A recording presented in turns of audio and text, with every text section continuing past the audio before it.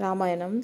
రామలక్ష్మణులు కబంధుడు చెప్పిన మార్గంలో ప్రయాణించి పంపా సరోవర మార్గమును చేరారు. అక్కడ ఉన్న పర్వతాల మీద సుగ్రీవుడు ఎక్కడ ఉన్నాడా అని చూసుకుంటూ వెళ్తున్నారు. అలా వెళ్తూ వెళ్తూ పంపా సరోవర పశ్చిమ భాగాన్ని చేరారు. అక్కడ వారికి వృద్ధ తాపసి మతంగ మహాముని శిష్యురాలు అయిన శబరి కనిపించింది. ఆవిడ రామలక్ష్మణులను చూసి లేచి అంజలి ఘటించి నమస్కరించింది. తీవ్రమైన నియమాలు పాటిస్తూ తపస్సు చేస్తున్న శబరిని చూసి ఆదరంగా కుశల ప్రశ్నలు వేశాడు రాఘవుడు.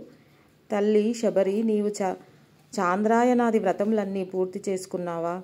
నీ తపస్సు సిద్ధించిందా అని ప్రశ్నించాడు రాముడు. అందుకు సమాధానంగా శబరి, రామ, నీ దర్శన భాగ్యమే నా తపస్సు సిద్ధించిందనుటకు చిహ్నమయ్యా. నా గురువుగారు నాకు చెప్పిన విధంగా నీ దర్శనం వల్ల నా జన్మ చరితార్థమైనది.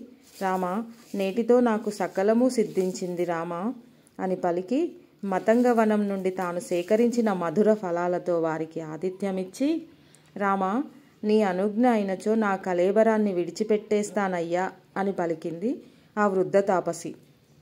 అంత రాముడు అనుజ్ఞ ఇవ్వగానే తన శరీరాన్ని అగ్నిలో హోమం చేసి స్వర్గమునకు వెళ్ళిపోయింది శబరి. మరల అచట నుండి బయలుదేరి సుగ్రీవుడు నివసించే పర్వత సమీపమునకు వెళ్లారు రామలక్ష్మణులు. అప్పుడు రాముడు, లక్ష్మణ, సీతను పోగొట్టుకొని నా మనస్సు సీతపైననే నిత్యము లగ్నమై ఉన్నది. నేను దీనుడను. నీవు సుగ్రీవుని వద్దకు వెళ్ళి మన రాకను ఎరిగించుము అని పలికాడు రాముడు. ఇలా మాట్లాడుతూ నెమ్మదిగా ఆ సరోవర తీరం చేరుకున్నారు. శ్రీమద్ రామాయణం అరణ్యకాండం సంపూర్ణము.